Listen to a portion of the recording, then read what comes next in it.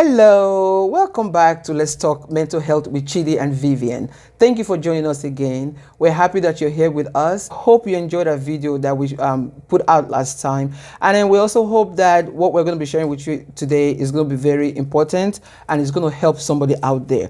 Please, our video today is going to focus on talking about factors that contribute to mental health issues. By talking about this, hopefully will provide us with signs that will help us be as supportive to family members, friends, or even help us as individuals know when to seek help regarding mental health issues. Certainly. So, Vivian, the last time that when we introduced you the last time, you had mentioned, the fact that you are a wife to a veteran and also a mom to 3 young adults. But one thing you didn't actually mention was the fact that you are also in the mental health field. You've been in the mental health field as well. Yes, yes, that is true. I work in the mental health field as well. But, I think the reason I didn't mention that last time was because we already pretty much tried to make you guys understand that we are just doing this to have a forum where anybody can feel safe enough to come and discuss and talk about, their experience with mental health issues, but not necessarily seeking professional advice. So that is why I didn't want to disclose that the other time.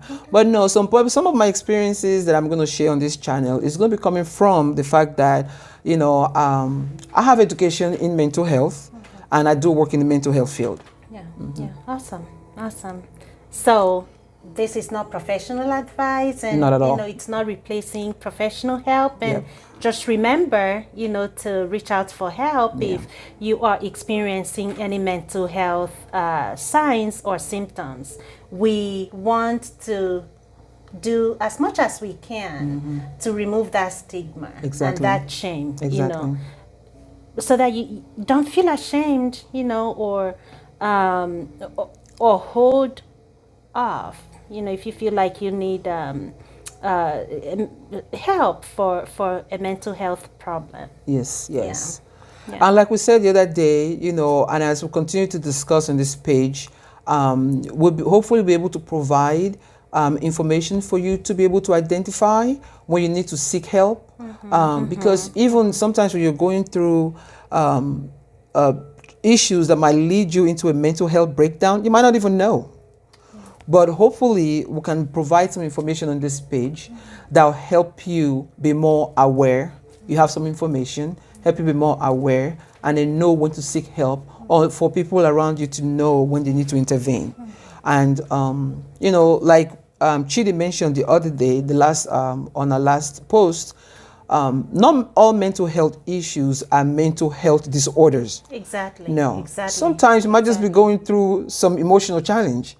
And if you take time to address those issues, then that will minimize the symptoms. You take care of them, minimize the symptoms, and prevent going to full-blown mental health problems. Exactly. Yes. Exactly. We want to be able to recognize when the emotions we are feeling are normal and when they have gone out of normal. And the thing is, we are all instinctual beings. We all have instincts, and we have those intuitions, that when feelings or the emotions that you have when they are normal, you can tell. The thing is that we can tell. When I'm experiencing normal emotions and when they have gone out of normal, and where now I need help or I need support. It's not all the time that we actually need professional help. No. Sometimes just the support of family members, the support of your friends, just being affirmed and validated and supported. Exactly. That alone does it. Yes. And you hit the nail on the head with validation, affirming, acknowledging something is going on right now, and having somebody to listen to you or somebody you can share it with.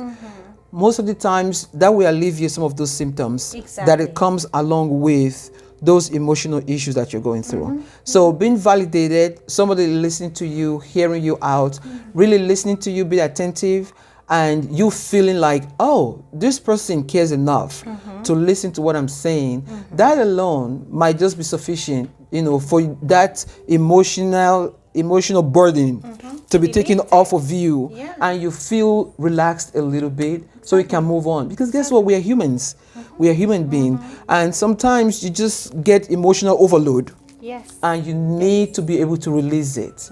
So I think the issue is not being able to release all this emotional overload over time turns into a bigger problem. Yes. Yeah. Yes. All right.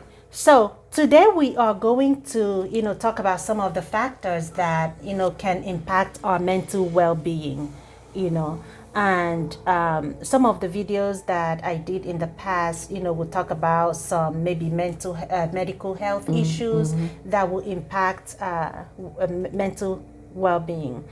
Why don't we maybe today talk about maybe medical health factors, right? Chronic health, chronic illnesses or severe medical problems. Yes, yes. That can definitely impact someone's mental well-being. Exactly. I mean, you might have, maybe one or two of those. And then one of those medical health problems that can impact mental health well-being is chronic pain. When you're in pain all the time, physical pain, it impacts your ability to function and do things the way you used to do. And that alone will start to make you just lose the zeal, to just want to do things like you usually do. And before you know it, you start to isolate yourself. And then before you know it, you're dragging. And before you know it, all sorts of creepy thoughts start coming through your mind. And then the way those physical ailments might be treated, you might be responding to side effects from the treatment, and that would not compound the issue. So treatment of chronic pain can slowly degenerate to mental health issues. And, and when you talk about chronic pain, do you think about, what are some problems that can cause chronic pain, to individuals? Exactly. Sometimes if you get involved in an accident and you experience nerve damages. So when you develop nerve damage and then it starts to impact your ability to move certain parts of your body, or you start experiencing numbness, and you're not able to really move and function like you used to. And if you're somebody that used to be very active, if you're somebody that pulls energy from being involved and engaged with other people and being physically active, that will definitely impact the way you feel emotionally. Exactly. And then over time, the more it affects you, you start to isolate yourself because you really cannot physically 100% be present and do things and enjoy them.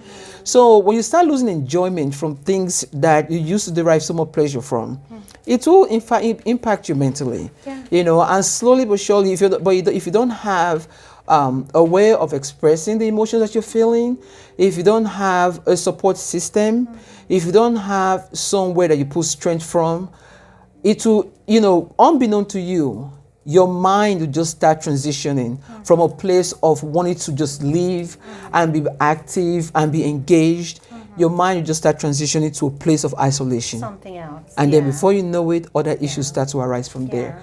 So that is why we need to keep talking about this stuff, these issues. And a lot of people go through physical ailments and pain in their body.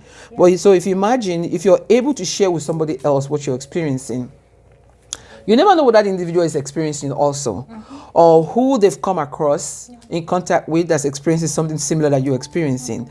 So having somebody being able to express and share with other people, and then people giving you advice, suggestions, ways that you can alleviate those physical pain that you're experiencing, that will help you stay connected with other people, so that's maybe that instinct of wanting to be isolated because You really can't. You don't want to be involved because, you might be thinking, oh, I don't want to be involved anymore. I don't want to go participate in this because I'll be holding people back because I can't physically participate and engage like I used to.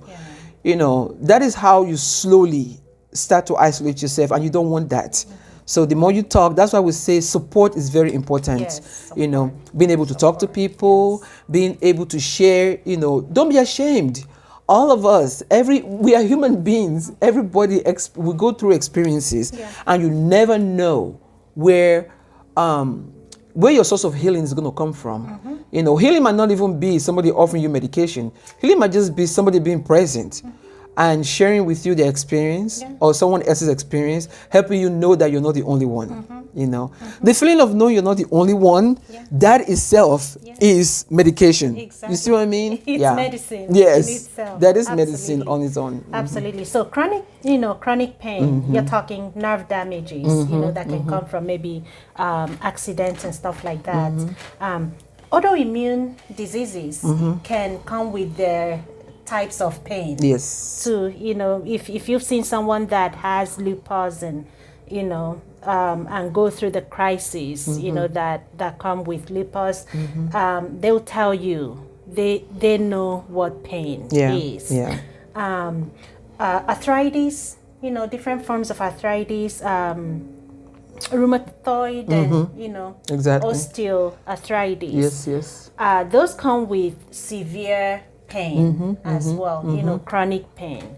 And so, And another one too, sickle cell disease. Sickle cell? That I mean, people that experience that, they go through severe pain. And I happen to have a personal knowledge about that also. So I've been there and I've seen people go through this pain, and you can tell that these individuals are just emotionally withdrawn because they're just trying to deal with the pain that their bodies are going through.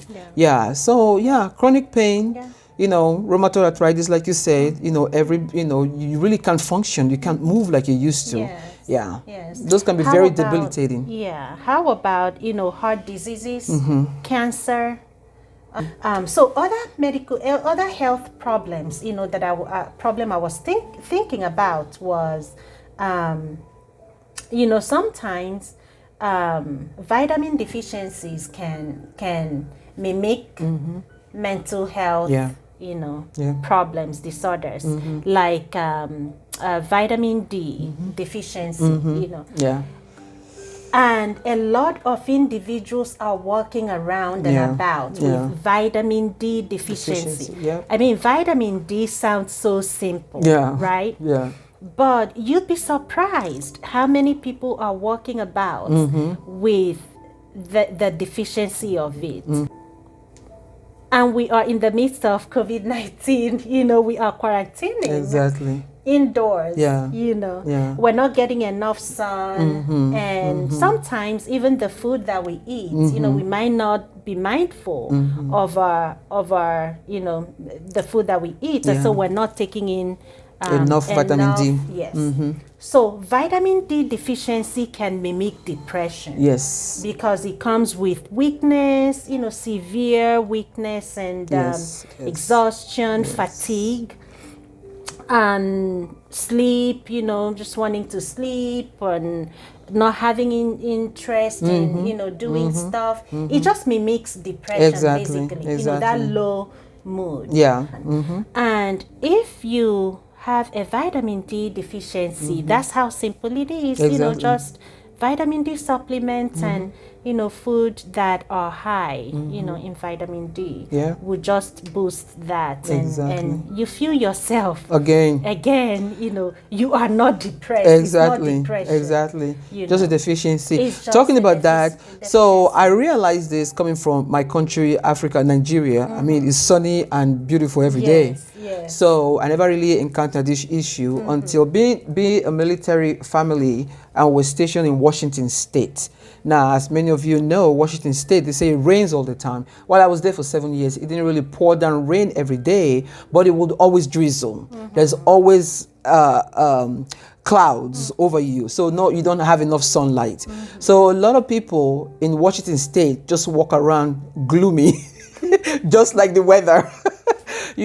So that was actually a personal experience. That was when I was first diagnosed with vitamin D deficiency. Yeah. So because I think what took me to the hospital was just tiredness. I was just tired all the time, and I was concerned because I'm very energetic usually. So, and then they ran some tests and realized that I was deficient in vitamin D. And sure enough, like just what you just said, so I started taking vitamin D once a week. I noticed a big difference. I said, something as small as this, So, So knowing that, hopefully we help somebody out there know that it's something as simple as that, but you won't even know. But if caught early, that will really save you from developing into full-blown, depression. And, we're talking about it like it's simple, and it is. But severe vitamin D deficiency can also be fatal. Yeah, that's true. It can lead to other serious health problems, even organ damages and stuff like that. How about iron deficiency? Yeah. Especially with women in their childbearing ages, and sometimes we are walking about anemic and not knowing, that we are anemic, especially when women start having kids and, have had multiple kids. That is something that needs to be followed up on. Some people don't like going for their medical checkups. You can ask someone, when was the last time you saw your doctor? Exactly. Exactly. Don't remember. Just your regular wellness check once a year, that can just eliminate a lot of health problems for you, because some of these things can be detected early enough. But anemia, or iron deficiency can sometimes, mimic that, oh my goodness, what's going on with me? I'm weak all the time. I just want to sleep. I did have an experience with that, after my fourth baby, I think about a couple of years after or so. And I just want to sleep. Like, I can literally sleep all day. I would find myself on the way to work, I would stop by Walmart and take a nap. But I knew there was something was wrong. When I said we have that intuition, you can tell when something is not right with your body. And come to find out, I was anemic. I was anemic. I was placed on iron, and I gained my energy back. Just like that. Just like that. And can you imagine if you neglected it? Exactly. And then over time, all you do is just sleep. And then from just sleeping, other stuff will start to happen, other symptoms that you don't even have enough energy to even, identify what's going on anymore, because you're sleeping. You're not even awake enough to be aware of what else is going on. I mean, you have to be awake to go to work. Right? So if you're sleeping, you're calling in to work. Exactly. And you call in, a few times. And then you get fired. And then that's adding to the problem, compounding. Now you are depressed. Economic problem, financial issues. See what I'm saying? So now that can bring depression, Yeah. So slowly but surely, the issue starts to compound itself, and then it's full-blown mental breakdown, because you don't even know what to do. Where do I start? I don't even know. But so that's why we're having this conversation, so that we can hopefully help somebody out there, know that there's nothing wrong. All of us go through different stages in our lives, so it's just a matter of knowing where we are and being honest about it and seeking help. Don't be ashamed. There's nothing to be ashamed about. The people that one thing, something else also that I've come to realize is, oftentimes it seems like we humans, we're just so concerned about what other people would think. Exactly. So because of that, we don't do what our mind tells us to do. My brothers, my sisters, no matter what you do, people are always going to think one thing or the other. Exactly. So just kukuma carry yourself, go to your doctor. Between you and your doctor, they have sworn an oath, they will keep everything confidential. It's still you and the person. Yeah. Let everybody else outside be looking at you and wondering what's going on. They don't know. As long as you're seeking the help that you need, Exactly. you know, Exactly. and your family members are there to love on you and everything. Exactly. Yeah. And there's something my dad used to, you know, and my mom would always say is, people's opinion of you can always change. Always. They actually don't stay the same. You know, so if I'm going to think, oh my goodness, you know, I wonder what they are going to say or think about me, and because of that, I'm not seeking for help, I'm not seeking for support, I'm not reaching out for support. That same individual's opinion of you can change at any time. Exactly. In fact, the same person that will somehow shame you for seeking help would also be the one that would go, why didn't you seek for help? Exactly. Or why didn't you talk? You didn't say anything to me. You didn't say well, anything to I me. tried to say something to you, but you were so judgmental. Exactly. So I didn't feel comfortable coming back. Yeah. So all of us need to work on it. Even me myself, I have to always, whenever I consciously try, and I just pray to God every time, whenever I have an interaction with somebody, I always pray to God to please help me see what is not on the surface. Help me connect with this individual, because I don't know why this person is talking to me right now. So it might be something, that person talking to you might not even have the intention to share anything deep with you. Exactly. It's But the way you receive them. the way you receive them, the way you're open, you know, the way you validate what they're saying. That is what's going to lead them to feel comfortable enough to open up. Exactly. So, you know, we should try and work towards always wanting to form that connection with other people. It's a constant thing for me every day, constantly. Every time I meet somebody, I always want to give my all. I try and I say, God, please. And when they leave, I say, God, I hope, you know, So I'm constantly wanting to feel connected to individuals and to people, and praying to God that what is not very clear on the surface to see, that I'm able to see it and connect with it. Exactly. You know, yeah. Exactly. Thank you for watching. Subscribe so that you can receive more of these videos, and see you next time as we talk mental health. Bye.